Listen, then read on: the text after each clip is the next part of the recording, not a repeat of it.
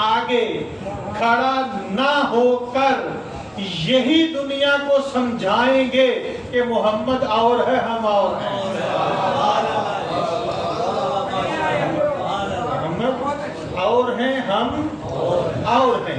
اچھا، پیغمبر کے بڑے بڑے نبیوں کے، انبیاء کے معجزات سنتے رہتے ہیں آپ۔ پیغمبر اکرم کے بھی بڑے بڑے معجزے ہوئے، چاند دو ٹکڑے کیے، واقعہ ہوا۔ اب ہمارے لیے تاریخ ہے، ایسا ہے یا نہیں ہے؟ اب ہمارے لیے تاریخ ہے۔ مردہ زندہ کیا، پتھروں کو کلمہ پڑھایا، یہ ساری کی ساری اب ہمارے لیے تاریخ ہے۔ ہم نے آنکھوں سے دیکھا نہیں کہ پتھروں نے کلمہ پڑھا، چونکہ ہمارا ایمان ہے اس لیے ہمارا یقین ہے۔ لیکن پیغمبر کا ایک ایسا معجزہ بھی ہے جو ہر امتی کے پاس ہے، اور جو فرما رہے ہیں پیغمبر کا ایک ایسا معجزہ بھی ہے جو ہر امتی کے پاس ہے۔ وہ کون سا معجزہ ہے؟ وہ معجزہ ہے قرآن۔ پیغمبر اکرم کا جو سب سے بڑا معجزہ ہے وہ ہے قرآن۔ پیغمبر اکرم کا سب سے بڑا معجزہ کیا ہے؟ قرآن۔ قرآن کی تعریف یہ ہے کہ اللہ خود ارشاد فرما رہا ہے، جو بھی جمعہ پڑھتا ہے جس بھی مسلک سے اس کا تعلق ہے، سورہ جمعہ سے تلاوت تو کرتا ہے، تو اللہ کیا کہہ رہا ہے کہ ہم نے آیات نازل کی اس لیے اے پیغمبر آپ پر کہ آپ لوگوں کے نفوس پاک کریں، آپ لوگوں کے نفوس پاک کریں۔ جو آیات انسان کو پاک کرنے کی صلاحیت رکھتی ہوں، اس سے بڑا معجزہ کیا ہوگا؟ جو آیات نفوس انسانی کو پاک کرنے کی صلاحیت رکھتی ہوں، اس سے بڑا معجزہ کوئی نہیں ہے۔ اور شان محمد و آل محمد یہ بھی ہے کہ جب آدم کے پیکر میں اللہ نے روح پھونک دی تو جناب آدم نے سوال کیا کہ یا اللہ مجھ سے پہلے بھی کسی کو حلف کیا ہے؟ کہا ہے آدم جانب عرش اپنی نگاہ اٹھا۔ جناب آدم نے عرش کی طرف نگاہ اٹھا کر دیکھا تو چند انوار دیکھے، چند نور دیکھے جو عرش کا طواف کر رہے ہیں، تسبیح و تقدیس رب پروردگار کر رہے ہیں۔ تو آدم نے کہا کہ اے میرے مالک و خالق یہ کون ہے؟ کہا آدم یہ وہ ہیں کہ اگر یہ نہ ہوتے تجھے بھی نہ بناتا۔ آدم یہ وہ ہیں اگر یہ نہ ہوتے تجھے بھی نہ بناتا۔ اور حدیث قصہ کی روایت میں تو آپ ہر شب جمعہ اکثر پڑھتے ہی رہتے ہیں کہ پیغمبر کیا فرما رہے ہیں کہ اے میرا نبی اگر تیری ذات مقصود نہ ہوتی،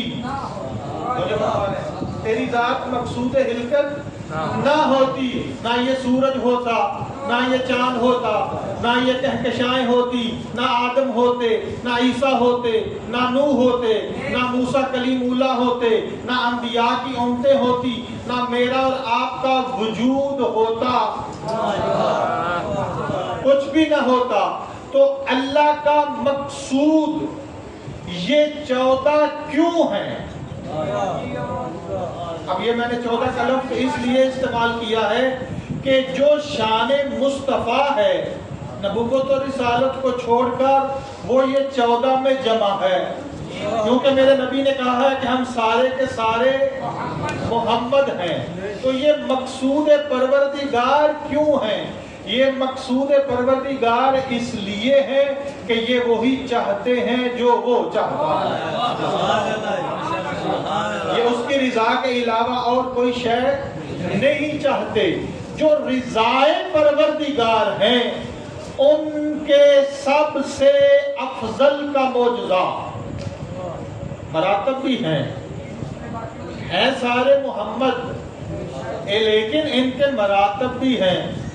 حدیث تو آپ کی سنی ہوئی ہے، پیغمبر نے کیا فرمایا؟ حسن و حسین جنت کے سردار ہیں، لیکن ان کا بابا ان سے بھی افضل ہے، ان کا بابا علی ان سے بھی افضل ہے۔ ہر علی میں کچھ تو تھا، مجھے نہیں پتا وہ کیا تھا۔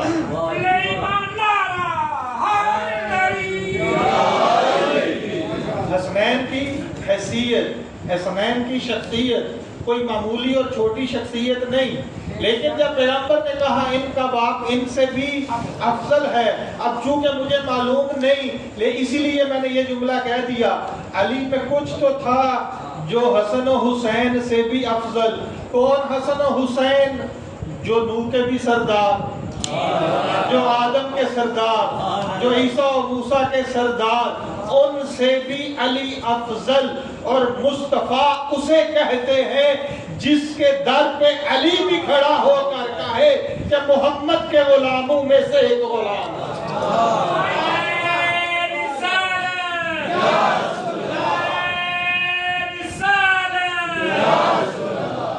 مصطفیٰ کسے کہتے ہیں کہ جس کے در پہ علی بھی یہ جملہ کہے۔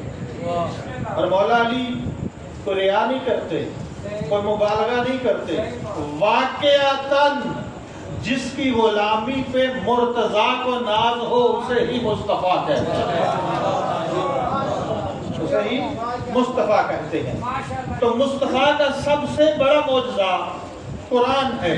تو میں نے ابھی جو قرآن کی آیت پڑھی ہے آپ کے سامنے، تھوڑی سی گفتگو، یہ گفتگو تھوڑی سی توجہ سے سننے والی ہے۔ اللہ ارشاد فرما رہا ہے کہ ثم اورثنا الکتاب الذین اصطفینا، ہم نے اس کتاب کو نازل کرنے کے بعد، قرآن نازل ہو گیا، سرکار مصطفیٰ نے امت کے لیے قرآن جمع کر دیا، اکٹھا کر دیا۔ اللہ ارشاد فرما رہا ہے سرکار بھی مصطفیٰ ہیں، جن پر قرآن نازل ہوا وہ بھی مصطفیٰ ہیں، لیکن اب یہ اللہ اعلان کر رہا ہے، جملہ نہایت قابل توجہ ہے۔ اعلان کرنے والا خدا ہے، اعلان کرنے والا وہ ہے جس نے قرآن نازل کیا ہے۔ کیا اعلان کر رہا ہے؟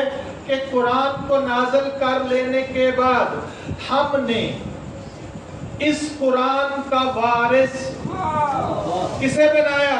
الذین اصطفینا، جمع کا صیغہ ہے، ایک نہیں، ایک نہیں۔ اچھا، عربی میں ایک واحد ہوتا ہے، ایک تثنیہ ہوتا ہے، ایک جمع ہوتا ہے۔ واحد ایک کے لیے، تثنیہ دو افراد کے لیے بولا جاتا ہے، اور جمع کا صیغہ کم از کم 3 یا 3 سے زیادہ کے لیے بولا جاتا ہے۔ یہ عمومی قاعدہ ہے، یہ جمع کا صیغہ ہے۔ اللہ کہہ رہا ہے ہم نے اس قرآن کا وارث اپنے بندوں میں سے، من عبادنا، ان بندوں کو بنایا ہے جن کو ہم نے مصطفیٰ بنایا ہے، جن کو ہم نے مصطفیٰ بنایا ہے۔ اور لوگ کہتے ہیں کہ شیعہ مبالغہ کرتے ہیں، ان 12 کو محمد جیسا کہتے ہیں۔ اب یہ خدا سے پوچھو، خدا خود ان کا قصیدہ اسی طرح پڑھ رہا ہے، جس پر نازل کیا وہ بھی مصطفیٰ ہے، جن کو وارث بنایا وہ بھی مصطفیٰ ہے۔ ایک دفعہ ضرور بھیجیں آل محمد۔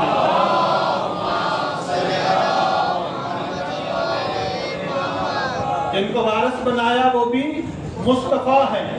آگے ارشاد فرما رہا ہے کیوں؟ اس لیے ہم نے اس قرآن کا وارث اپنے مصطفیٰ بندوں کو قرار دیا کہ ہمارے بندوں میں کچھ تو ظالم ہے، کچھ تو ظالم ہیں، تو ظالم وارث قرآن نہیں ہوا کرتے، ظالم وارث قرآن نہیں ہو سکتے۔ کچھ معتدل ہیں، یعنی کبھی حق کی طرف ہوتے ہیں، کبھی باطل کی طرف۔ اب میں نہیں کہتا جان بوجھ کے باطل کی طرف، انسان غلطی بھی کھا جاتا ہے، کم علمی کا شکار بھی ہو جاتا ہے، شیطان اس کے نفس کو ورگلا بھی لیتا ہے۔ جس کے نفس کو شیطان ورگلائے اور جو ظالم ہو وہ قرآن کا طالب علم تو ہو سکتا ہے، وہ قرآن کا طالب علم تو ہو سکتا ہے، وہ قاری قرآن تو ہو سکتا ہے، وہ حافظ قرآن بھی ہو سکتا ہے، وہ حافظ قرآن بھی ہو سکتا ہے، لیکن وارث قرآن نہیں ہو سکتا، وارث قرآن نہیں ہو سکتا۔ اس کی مثال دوں آپ کو، خلیفہ دوم کا دربار ہے، دو خواتین آ گئی، ایک کے پاس بیٹی تھی، میں مختصر کرنے کی کوشش کروں گا، ایک کے پاس بیٹا تھا، اب کلیم یہ تھا کہ بیٹا میرا ہے۔ اب اس وقت ڈی این اے ٹیسٹ تو ہوتا نہیں تھا، کلیم کیا تھا کہ بیٹا میرا ہے۔ حافظ قرآن بھی موجود دربار میں، قاری قرآن بھی موجود، حاکم نے حکم دیا بھئی آپ امت مصطفیٰ ہیں، مسئلہ ذرا مشکل ہے، فیصلہ کرو قرآن سے کہ پتہ چلے بیٹا کس کا ہے اور بیٹی کس کی ہے۔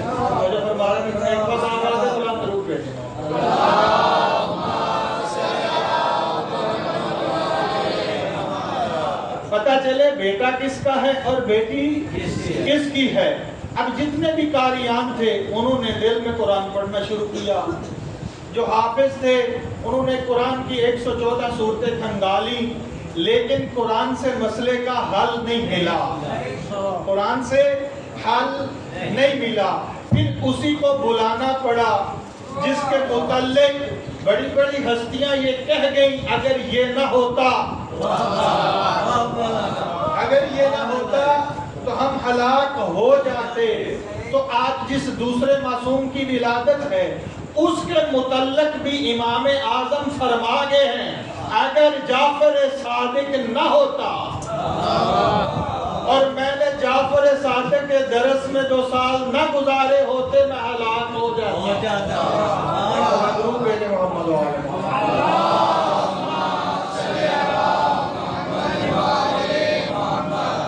جناب امیر دربار میں تشریف لائے، اب جناب امیر نے کہا ان دونوں خواتین سے ان بچوں کی خوراک 2 شیشیوں میں حاصل کر لی جائے اور ان پر نشانی لگا لی جائے، ان پر نشانی لگا لی جائے، پھر ان کا وزن کیا جائے، جس شیشی کا وزن زیادہ ہوگا وہ بیٹے کی ماں ہے، جس کا وزن کم ہوگا وہ بیٹی کی ماں ہے۔ فیصلہ ہو گیا۔ اب سارے قاری اور حافظ حیران، یا علی یہ قرآن سے کہاں سے نکال لیا؟ ہمیں سارا قرآن یاد ہے، ایک ایک آیت ایک ایک لفظ یاد ہے، قرآن میں تو یہ کلیہ کہیں نہیں لکھا۔ کہا تم حافظ قرآن ہو، یہ میرے الفاظ ہیں، میں وارث قرآن ہوں۔ کیا تم نے اللہ کی کتاب میں نہیں پڑھا کہ بیٹے کا حصہ بیٹی سے دگنا ہوتا ہے؟ بیٹے کا حصہ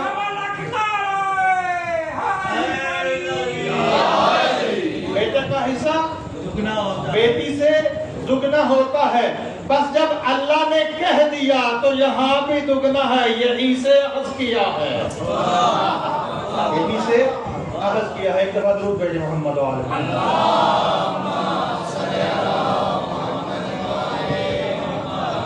اگر آپ اجازت دیں تو صرف 5 منٹ تبلیغ کر لوں آپ کو۔ بسم اللہ، صرف 5 منٹ درود بھیجیں ایک دفعہ بارے دیکھ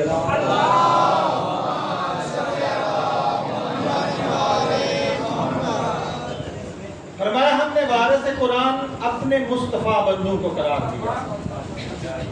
کیوں کہ مصطفیٰ بندوں کو چھوڑ کر کچھ تو ہیں ہی ظالم اور کچھ کبھی ظالم ہیں کبھی عادل ہیں، یہ دونوں ہی وارث قرآن نہیں ہو سکتے۔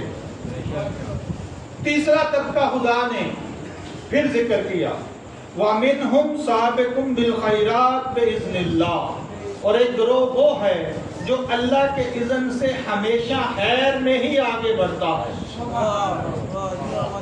کہ وہاں پر خیر کے علاوہ اور کچھ ہے ہی نہیں.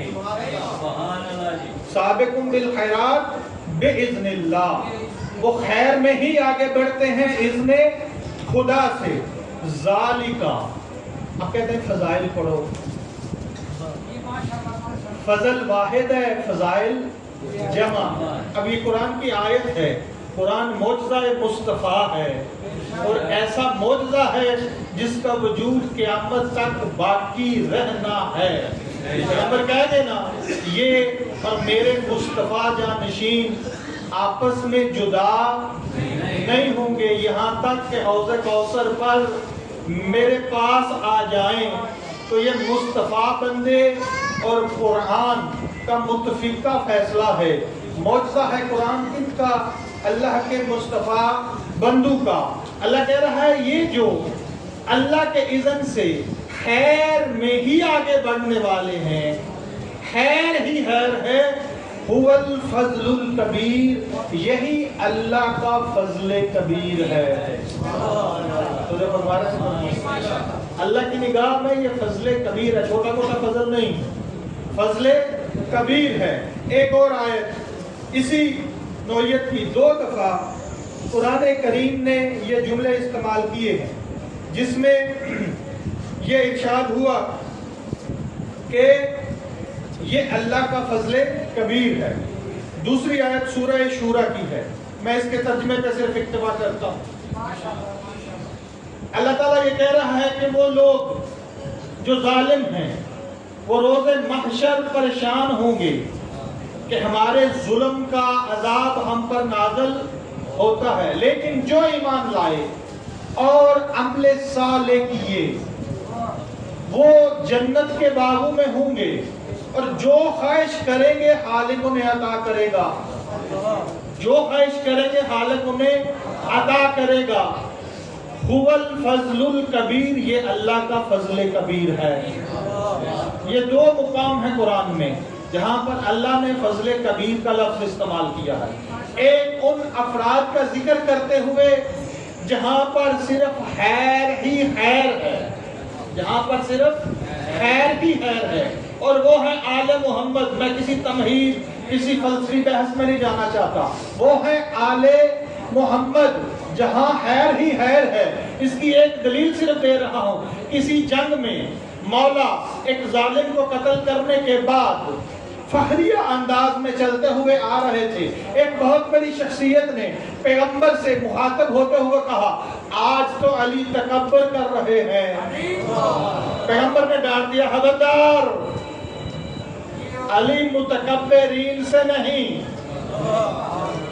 علی متکبرین میں سے نہیں. یہ مصداق ہے کل خیر کا، علی مصداق ہے کل خیر کا. یہاں خیر ہی خیر ہے. اور دوسری جگہ پر خدا ارشاد فرما رہا ہے جو ایمان لے آئے اور عمل صالح کرے وہ جنت کے باغوں میں ہوں گے، جو چاہیں گے خدا عطا کرے گا. یہ کیا ہے؟ اللہ کا فضل کبیر ہے. ایمان بھی علی کے بغیر ممکن نہیں، کیوں؟ علی کل ایمان ہے.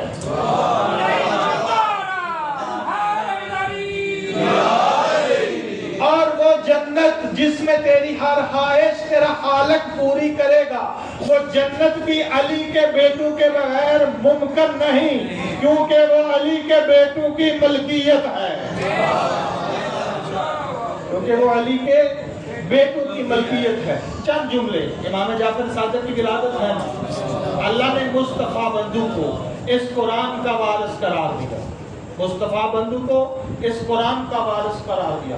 بس میں اپنی بات تمام کر رہا ہوں. امام جعفر صادق علیہ السلام نے اس معجزہ قرآن کو جتنی محنت کے ساتھ امت تک پہنچایا ہے، شاید ہی کسی نے اس طرح کسی کو موقع بھی ملا ہو یا اتنی کسی نے محنت کی ہو.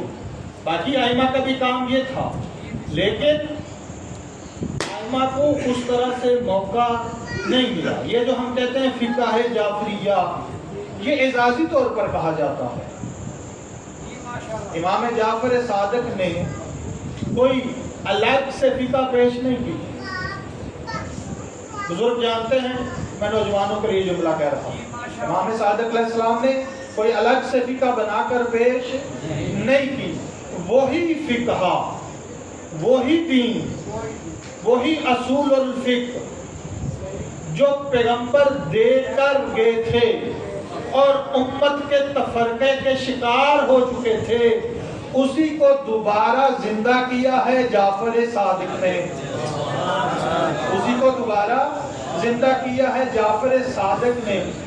جب پیغمبر آئے تھے، بات سمیٹنے لگا ہوں، جب پیغمبر آئے تھے قوم کیا تھی؟ بت پرست۔ قوم کیا تھی؟ بت پرست۔ بت پرستی اصل میں انسان کے اندر ہوتی ہے۔ بت خود بخود وجود میں نہیں آئے۔ بتوں کو تراشا کس نے؟ لوگوں نے۔ بتوں کی پوجا کس نے کروائی؟ لوگوں نے۔ یہی تو وہ تزکیہ تھا جو پیغمبر نے نفوس کا کیا، تاکہ جو نفس کے اندر بت ہے وہ ٹوٹ جائے اور یہ جو سر ہے یہ پتھر کے مجسمے کے سامنے جھکنے کی بجائے لاش شریف کو جھکے۔ یہی کام کیا ہے پیغمبر نے، یہی کام کیا ہے پیغمبر اکرم نے، اور یہی کام کیا ہے جعفر صادق علیہ السلام نے۔ قرآن کو زندہ کیا، پیغمبر کے فرمان کو زندہ کیا۔ میں صرف ایک واقعے کی طرف اشارہ کر کے، امام صادق کے دور میں گروہ تھا مشبہ۔ انہیں مشبہ اس لیے کہا جاتا تھا یہ اللہ کو مخلوق کے ساتھ تشبیہ دیا کرتے تھے۔ یعنی ان کا کہنا یہ تھا کہ اللہ بھی انسانوں کی طرح جسم رکھتا ہے، وہ اس دنیا میں نظر نہیں آئے گا، یہ تھوڑا بہت مطالعہ والے بندے ہیں وہ سمجھ جائیں گے، لیکن قیامت والے دن نظر آئے گا۔ لیکن قرآن ایسے خدا کی نفی کرتا ہے جو جسم والا ہو۔ یہ جو کوئی طور تھی وہاں پر بھی اللہ نہیں آیا تھا، تو جو ہمارا نہیں فرما رہے، اللہ کے نور کی تجلی تھی، اللہ کے نور کی تجلی موسیٰ جیسا اولو العزم نبی برداشت نہیں کر سکا۔ اللہ کے نور کی تجلی تھی، اللہ نہیں تھا۔ میں پھر پوری ذمہ داری سے کہہ رہا ہوں، اللہ کے نور کی تجلی تھی۔ اللہ کہتے ہی اسے ہیں جس میں کوئی تغیر واقع نہ ہو۔ جو خدا، جو توحید آل محمد نے بتائی ہے وہ یہ ہے، جو جس شان سے ازل سے تھا اسی شان میں ہمیشہ تک رہے گا۔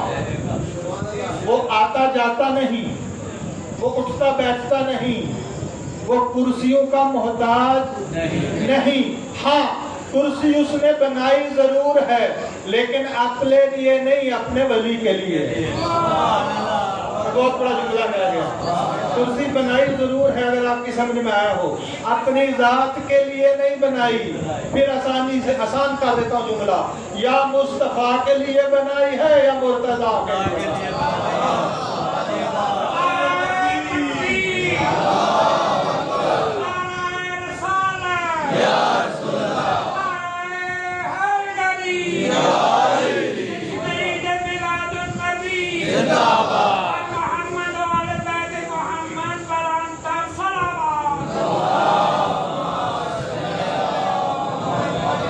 امام صادق نے بتایا کہ نہیں، تم نے قرآن نہیں پڑھا، اللہ موسیٰ سے کہہ رہا ہے کہ اب موسیٰ تو مجھے ہرگز نہیں دے سکتا، اس پہاڑ پر آ، اگر تم نے میرے نور کی تجلی برداشت کر لی تو پھر فرض کر لینا کہ تو مجھے بھی دیکھ سکتا ہے۔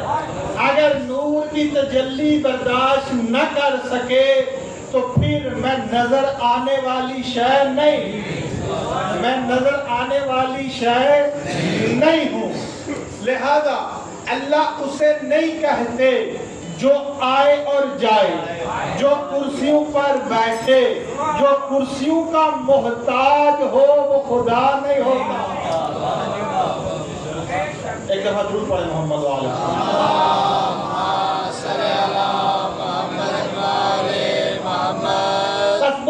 دوسرا جملہ دوسری آیت میں، جو ایمان لائے اور عمل صالح کیے۔ ایک گروہ ایسا پیدا ہوا جنہوں نے کہا بس ایمان لے آؤ، عمل کی ضرورت نہیں۔ امام صادق کے دور میں پیدا ہوا، لہذا جو ایمان لے آئے پھر شراب پیے، زنا کرے، بدکاری کرے، جوا کھیلے، جو بھی کرے اسے کچھ فرق پڑنے والا نہیں ہے، اسے کچھ فرق پڑنے والا نہیں ہے۔ اور بنی امیہ نے ایسے افراد کا خوب فائدہ بھی اٹھایا، بنی امیہ نے ایسے افراد کا خوب فائدہ بھی اٹھایا۔ میں زیادہ بینی سے ان باتوں میں جانا نہیں چاہتا۔ امام نے فرمایا نہیں، ایسا نہیں، ہم ہیں اللہ کے مصطفیٰ بندے، ہم ہیں وارث قرآن، ہم ہیں اس کے وارث جسے اللہ نے مصطفیٰ بنایا، جس پر اللہ نے کتاب نازل کی، اور وہ کتاب کہہ رہی ہے کیا کہ جو ایمان بھی لائے اور عمل صالح بھی کرے، جو ایمان بھی لائے اور عمل صالح بھی کرے۔ اور واقعہ آپ کا سنا سنایا، بس میں ایک جملہ کہوں گا فضائل کے رنگ میں۔ پیغمبر نماز پڑھ رہے ہیں، نماز کا افضل ترین رکن سجدہ، جنت کا سردار آیا، پیغمبر کی پشت پہ سوار ہو گیا۔ اب پیغمبر کی اور اللہ کی مرضی یہ ہوئی کہ سجدہ لمبا کیا جائے، سجدہ لمبا کیا جائے۔ تو میں بس اتنا جملہ کہنا چاہوں گا، جہاں مصطفیٰ ہو اور مرتضیٰ ہو اور جنت کے سردار ہوں، وہاں پر سجدے لمبے ہو جاتے ہیں، چھوٹا نہیں کرتے۔ وہاں پر سجدے لمبے تو ضرور ہو جاتے ہیں، چھوٹا نہیں کرتے۔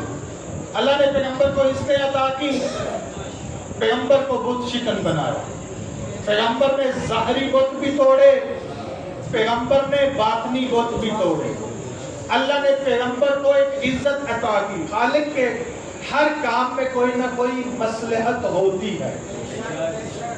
پیغمبر کا سایہ نہیں بنایا یا سایہ پڑھنے نہیں دیا، جو مرضی سمجھو۔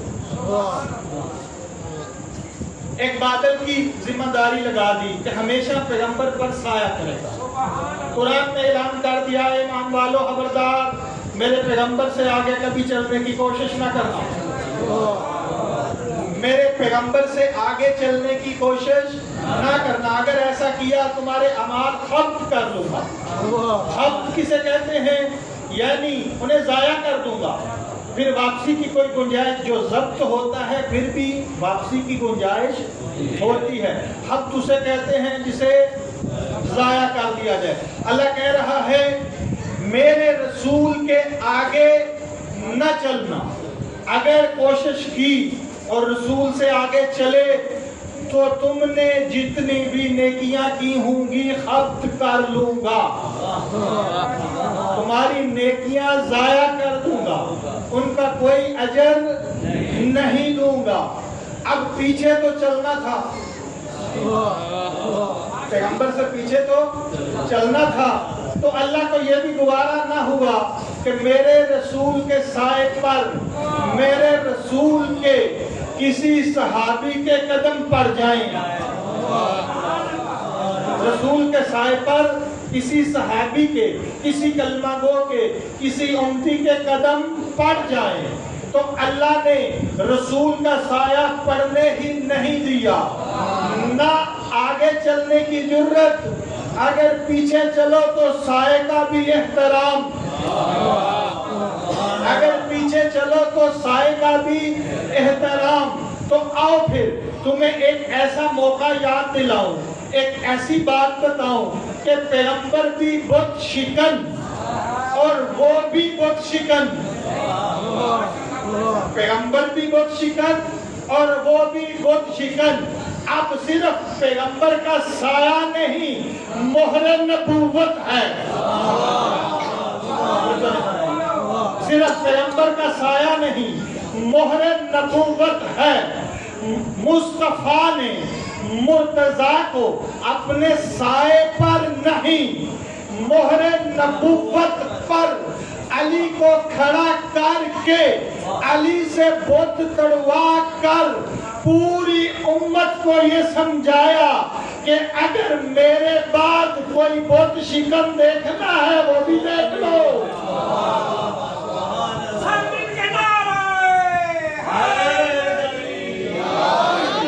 اور یہ بھی جان لو جن کا قدم اللہ میرے رسول میرے سائے پر بھی برداشت نہیں کرتا وہ اور ہیں، اور جن کے قدم مہر رسالت پر آتے ہیں وہ اور ہیں۔ درود بھیج محمد و آل محمد۔